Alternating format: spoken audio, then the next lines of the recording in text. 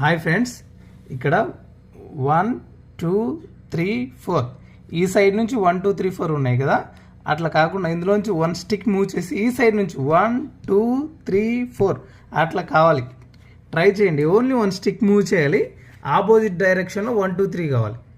1 2 3 4 కావాలి. ఆపోజిట్ డైరెక్షన్లో only 1 stick move చేయాలి. ట్రై చేయి.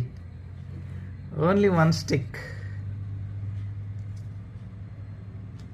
అట్లా ఎట్లయితుంది? 3 3 4 కరెక్ట్గా పెట్టు.